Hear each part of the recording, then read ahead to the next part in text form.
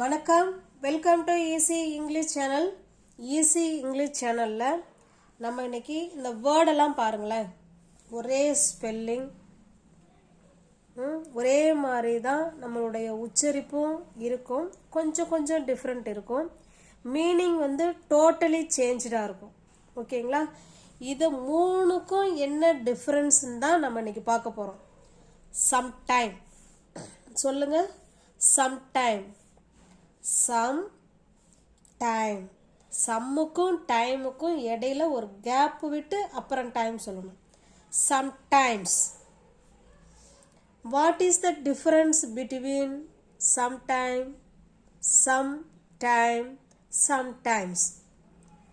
வாங்க பார்க்கலாம். சம்டைம் ஒன்று ஒன்றா பார்க்கலாம். சம்டைம், சம்டைம்னா குறிப்பிட முடியாத நேரம். இந்த நேரம்னு நம்மளால சொல்ல முடியாது. ஓகேங்களா? அதுதான் அன்ஸ்பெசிஃபைடு பாயிண்ட் ஆஃப் டைம். குறிப்பிட்டு சொல்ல முடியாத ஒரு நேரம் தான் சம்டைம். சம்டைம். ஓகேங்களா? நல்ல, அதாவது எப்படி சொல்றதுங்க, சின்ன சின்ன விஷயங்கள் தான், ஆனால் நமக்கு அவ்வளோ ஹெல்ப்ஃபுல்லாக இருக்கும்.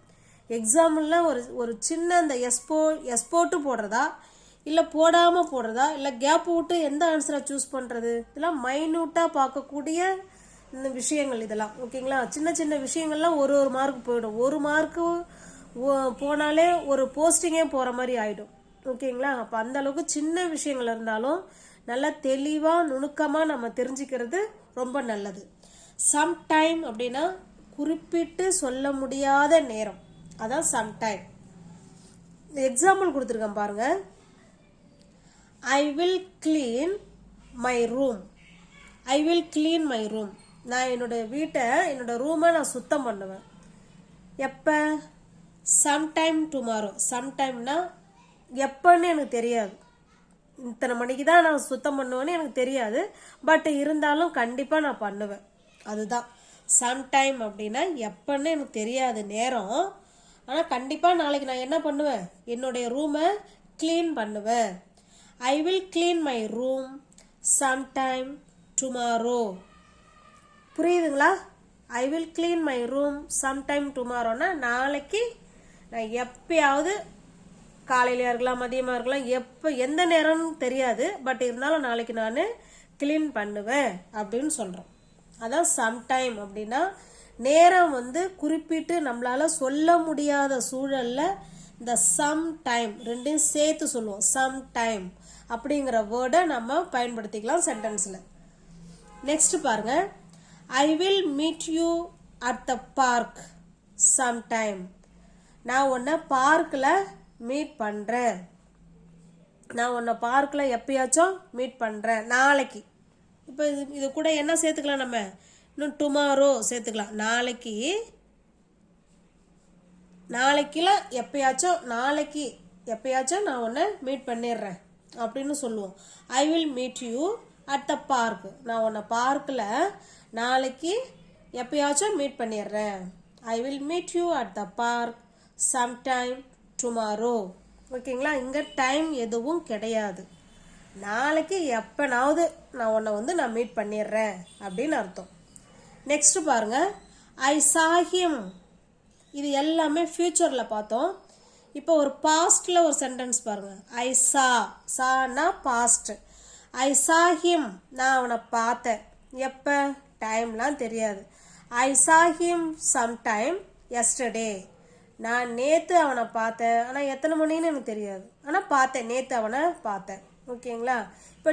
இப்போ நான் ஒரு கொஸ்டின் கேட்குறேன் பாருங்களேன். Did you see him? நீ அவனை பார்த்தியா? Did you see him yesterday? நேற்று நீ அவனை பார்த்தியா அப்படின்னு கேட்போம். அதுக்கு நம்ம எப்படிப்பா பதில் சொல்லலாம்? எஸ், ஐ saw him sometime yesterday. ஆமாம், பார்த்தேன். ஐ saw him sometime yesterday. ஓகேங்களா? இப்போ இந்த சம்டைமுக்கு நமக்கு எக்ஸாக்ட் டைம் தெரியாது. குறிப்பிட்டு ஒரு நேரத்தை சொல்ல முடியாது. எப்பனாவது அப்படின்னு அர்த்தம். ஓகேங்களா? நெக்ஸ்ட் பாருங்க. நீ எப்பயாவது என்னை சந்திக்க வேண்டும். நீ என்னை சந்திக்க வேண்டும். இப்போ பாருங்க, வேண்டும் அப்படின்னாலே நம்ம கட்டாயமாக என்ன போடுவோம், ஷுட்டு தான் யூஸ் பண்ணுவோம். நீ யூ ஷுட் மீட் மீ, நீ என்ன சந்திக்க வேண்டும். எப்பயாவது சம்டைம், நீ எப்போ வேணாலும் வாப்பா, எப்படியே நீ என்னை வந்து சந்திச்சிரு சொல்லுவோம் இல்லைங்களா. You should meet me sometime, டயத்தை சொல்லலை, எப்பயாவது. ஓகேங்களா, நீ எப்போ வேணாலும் வா, வந்து ஆனால் என்னை வந்து மீட் பண்ணிவிடு. You should meet me sometime. அதே பாருங்க, you should meet me sometime soon, சீக்கிரமாக, எப்போனாவது பரவாயில்ல ஆனால் சீக்கிரம், சூன், சீக்கிரம் வந்து பார்த்துரு அப்படின்னா அந்த சூனுங்கிற வார்த்தையை நம்ம ஆட் பண்ணிக்கலாம். You should meet me sometime soon, எப்போனாவது சீக்கிரம் வந்து என்ன பார்த்துரு அப்படின்னு அர்த்தம். ஓகேங்களா. நெக்ஸ்ட் பாருங்க, என் அம்மா எப்பயாவது கிளம்புவாங்க. என் அம்மா எப்பயாவது கிளம்புவாங்க. இதை எப்படி கமெண்டில் சொல்லாங்கிறத யோசனை பண்ணி சொல்லுங்கள். ஓகேங்களா. என் அம்மா நாளைக்குங்கிற வார்த்தையும் சேர்த்துக்குங்க, ஏன்னா கிளம்புவாங்கங்கிறது இனிமே தான். என் அம்மா எப்பயாச்சும் நாளைக்கு கிளம்புவாங்க. எப்படி சொல்லலாங்கிறத கமெண்டில் சொல்லுங்கள். ஓகேங்களா. நெக்ஸ்ட் பாருங்க, சம் டைம் பார்ப்போம். சம் டைம், ரெண்டுக்கும் கேப் கொடுக்கணும். சம்னா கொஞ்சம், டைம்னா நேரம். சம் கொஞ்ச நேரம், சம் டைம். இது எந்த சுச்சுவேஷன்னா, a long period of time. இப்போ இது எக்ஸாம் சொல்கிறோம் பாருங்க. I need some time to complete my work. I needனா எனக்கு தேவை, என்ன தேவை, கொஞ்சம் நேரம் தேவைப்படுது. எதுக்கு, டு கம்ப்ளீட் மை ஒர்க், என்னுடைய வேலையை முடிக்க எனக்கு கொஞ்சம் நேரம் தேவைப்படுகிறது. இந்த இடத்துல கொஞ்ச நேரம் எனக்கு தேவைப்படுதுன்னு சொல்கிறோம். கொஞ்ச நேரம், என்னுடைய வேலையை முடிக்க கொஞ்சம் நேரம் தேவைப்படுகிறது. I need some time to complete my work. ஓகேங்களா. கொஞ்சம் நேரம்னா என்ன, அது லாங் பீரியட் தானே. A long period of time சொல்லும்போது கேப் வச்சு சொல்லணும், சம் டைம். ஓகேங்களா. நெக்ஸ்ட் பாருங்க, do you need some time to solve this problem? Do you need, உனக்கு கொஞ்சம் நேரம் தேவையா, எதுக்கு, இந்த பிரச்சனையை சால்வ் பண்ணுறதுக்கு உனக்கு கொஞ்சம் நேரம் தேவைப்படுதா. Do you need some time to solve this problem? Next பாருங்க, I need some time, எனக்கு இன்னும் கொஞ்சம் நேரம் தேவைப்படுது. எதுக்கு, டு டாக் வித் யூ, உன் கூட பேச எனக்கு கொஞ்சம் நேரம் தேவைப்படுகிறது. சம்முக்கும் டயத்துக்கும் கேப் சொல்லிட்டோம்னா அது லாங் பீரியட், எனக்கு கொஞ்சம் நேரம் வேணும் அப்படின்னு அர்த்தம். உன் கூட பேச, I need some time to talk with you, உன் கூட பேச எனக்கு கொஞ்சம் நேரம் தேவைப்படுகிறது. ஹி நீட்ஸ், இங்கே பாருங்க, இங்கே நீடு கொடுத்தோம், இங்கே நீட்ஸ் கொடுத்துருக்கோம். காரணம், இங்கே சப்ஜெக்ட் ஹீ வந்துட்டாங்க, அதனால நம்ம எஸ் எடுத்துக்கிறோம் வேர்பு கூட. ஓகேங்களா. He needs some time to draw the picture, அவனுக்கு படம் வரைய கொஞ்சம் இன்னும் நேரம் தேவைப்படுகிறது. He needs some time to draw the picture. Okay, கிளியராக இருக்குங்களா.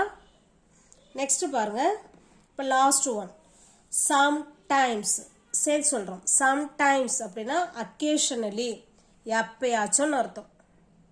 சம்டைம்ஸ்னால் என்ன அர்த்தம், எப்பயாச்சும். இப்போ முன்னாடியும் எப்பயாச்சும்ங்கிறது தான் பார்த்தோம், அதுக்கும் இதுக்கும் வித்தியாசம் இருக்குது. இந்த சம்டைம் பக்கத்தில் எஸ் போட்டோம்னா இது ப்ரெசன்ட் டென்ஸுக்கு தான் வரும். சம்டைம்ஸ் அதாவது அட்வர்ப்ஸ் ஆஃப் ஃப்ரீக்வன்சின்னு சொல்கிறோம். அட்வர்ப்ஸ் ஆஃப் ஃப்ரீக்வன்சின்னா, இப்போ பாருங்களேன், நான் தினமும் குளிப்பேன்னு சொல்கிறோம். எத்தனை நாளைக்கு ஒரு தடவை குளிப்ப, இல்லை ஒரு நாளைக்கு ஒரு தடவை குளிப்பியா, இல்லை ஒரு நாளைக்கு 2 தடவை குளிப்பியா, இல்லை வாரத்துக்கு ஒரு தடவையா, இல்லை வாரத்துக்கு 2 தடவையா, இல்லை மந்த்துக்கு இல்லை மாதத்துக்கு 1 முறை 2 முறை, இல்லை வருஷத்துக்கு 2 தடவை 3 தடவை, எத்தனை முறை நம்ம அதை செய்வோம் அப்படிங்கிறது தான் ஃப்ரீக்வன்சி. அடிக்கடி எத்தனை முறை நீ அதை செய்வ அப்படிங்கிறது தான் இந்த அட்வர்ப்ஸ் ஆஃப் ஃப்ரீக்வன்சிங்கிறது. ப்ரெசன்ட் டென்ஸுக்கு மட்டும்தான் வரும். என்னென்னு பாருங்க. Always, usually, sometimes, rarely, never. ஓகேங்களா? இப்போ I go to school, I always go to school அப்படின்னா இப்போ ஆல்வேஸ்னா எப்போ ஆல்வேஸ் பயன்படுத்தலான்னா ஒரு 100% நான் அந்த வேலையை முழுமையாக செய்வேன் அப்படின்னா ஆல்வேஸ் பயன்படுத்தலாம். ஓகேங்களா? கிளியராக இருக்குங்களா? யூஸ்வலி பார்த்தீங்கன்னா ஒரு 70 to 80% யூஸ்வலி வழக்கமாக. சம்டைம்ஸ் அப்படின்னா ஒரு 50%. கொஞ்சம் நேரம் செய்வேன், கொஞ்ச நேரம் செய்ய மாட்டேன், அந்த மாதிரி சூழலில் தான் சம்டைம்ஸ். ரேர்லி அப்படிங்கிறது அரிதா, ஒரு 10% கூட வச்சுக்கலாம். 10% செய்வோம், மீது 90% செய்யவே மாட்டோம். நெவருங்கிறது 0%. அதுதான் நெவர். இந்த அட்வர்ஸ் ஆஃப் ஃப்ரீக்வன்சிங்கிறது நம்ம ப்ரெசன்ட் டென்ஸுக்கு மட்டும்தான் பயன்படுத்துவோம். ஓகேங்களா? வாங்க பார்க்கலாம்.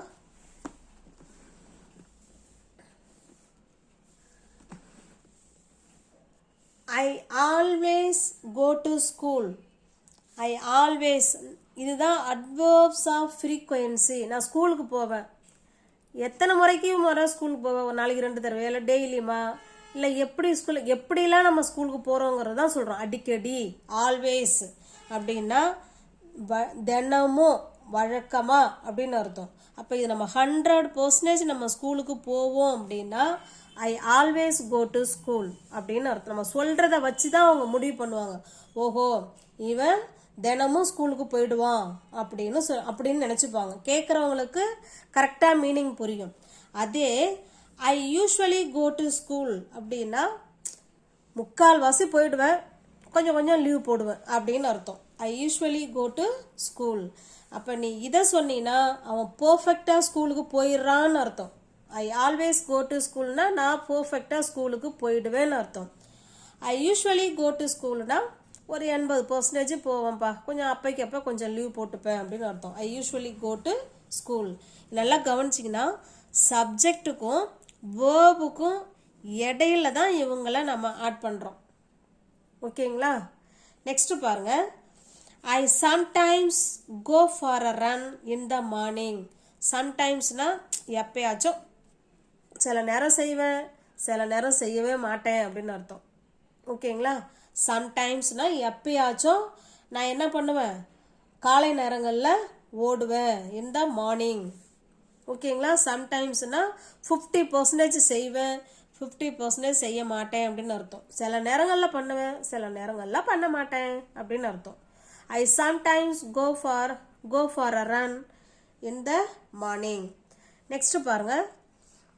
Sometimes I go to gym. இந்த சம்டைம்ஸ் மேக்சிமம் இந்த அட்வர்ப்ஸ் ஆஃப் ஃப்ரீக்வன்சி எல்லாமே சப்ஜெக்டுக்கும் வேர்புக்கும் நடுவில் தான் வரும். ஓகேங்களா? ஆனால் அந்த சம்டைம்ஸ் சென்டென்ஸோட ஃபர்ஸ்ட்லேயும் யூஸ் பண்ணுறாங்க. Sometimes I go to gym, சில நேரம் நான் ஜிம்முக்கு போவேன். I rarely go to gym அப்படின்னா 10% கூட இருக்காது நான் போகிறது. I rarely go to gym. இதே இந்த இடத்துல நெவர்னு சேர்த்துக்கிட்டோம்னா ஐ நெவர் கோ டு ஜிம்னா நான் ஜிம்முக்கு போகிறதே இல்லை அப்படின்னு அர்த்தம். ஓகேங்களா? அப்போ இந்த சம்டைம்ஸுக்கு எப்பயாச்சும் நான் போவேன் அப்படின்னு அர்த்தம். அது ப்ரெசன்ட் டென்ஸுக்கு வரும். இப்போ கீழே டெஸ்ட்டு கொடுத்துருக்கேன் பாருங்கள் உங்களுக்கு. நாளைக்கு நான் எப்பயாச்சும் கால் பண்ணுவேன். நாளைக்கு நான் உனக்கு எப்பயாவது கால் பண்ணுவேன். இந்த சென்டென்ஸை அப்படியே நீங்கள் எப்படி சொல்கிறது, வீடியோவை பாஸ் பண்ணிவிட்டு நீங்கள் ஆன்சரை எனக்கு கமெண்ட் பண்ணிவிட்டு கரெக்டானு செக் பண்ணிக்கோங்க. ஓகேங்களா? நாளைக்கு நான் கால் பண்ணுவேன் எப்படி எழுதலாம்? பண்ணுவேங்கிறது past future tense. I will call you, நான் உனக்கு கால் பண்ணுவேன். எப்போன்னு தெரியுமா? சம்டைம். நான் நாளைக்கு எப்பயாவது. I will call you some time. ரெண்டையும் சேர்த்து சொல்கிறோம், ஆனால் எஸ் போட்டுறக்கூடாது. Sometime. I will call you sometime tomorrow, நாளைக்கு. I will call you sometime tomorrow, நாளைக்கு நான் உனக்கு கால் பண்ணுறேன். எப்பயாச்சும் நாளைக்கு நான் உனக்கு கால் பண்ணுறேன் அப்படின்னு அர்த்தம். நெக்ஸ்ட் பாருங்க, அவர்களுக்கு சாப்பிட கொஞ்சம் நேரம் தேவைப்படுது. அவங்களுக்கு கொஞ்சம் சாப்பிட்றதுக்கு நேரம் தேவைப்படுகிறது. அப்போ எது போடணும்? சம்முக்கும் டயத்துக்கும் கேப் இருக்கும் இல்லைங்களா, அதை போடணும். அவர்களுக்கு they need some time. Gap விட்டு போடணும். They need some time. அவங்களுக்கு நேரம் கொஞ்சம் தேவைப்படுது. எதுக்கு? To eat. சாப்பிட அவங்களுக்கு நேரம் தேவைப்படுகிறது. They need some time to eat. நான் எப்பயாச்சும் கோவிலுக்கு போவேன். இது நம்மளுடைய ரொட்டீன் ஒர்க்குன்னா நேரம் கிடைக்கும் போதெல்லாம் நான் போவேன் அப்படின்னு அர்த்தம். அப்போ ப்ரெசன்ட் டென்ஸில் இருக்குது. ஐ கோ. இவங்களுக்கு பக்கத்தில் தான் நம்ம ஐக்கும் வைக்கும் வேர்புக்கும் பக்கத்தில் தான் நம்ம சம்டைம்ஸ் சேர்க்கணும். Frequency of verb sometimes. Sorry, sometimes சேர்க்க மறந்துட்டேன். I sometimes go to temple. ஓகேங்களா? I sometimes go to temple அப்படின்னா நான் எப்பயாச்சும் கோயிலுக்கு போவேன். ஓகேவா? கிளியராக இருக்குங்களா? இது நல்ல சின்ன விஷயந்தான், நல்லா மைனூட்டாக கவனிக்கணும். ஓகேங்களா? தேங்க்யூ.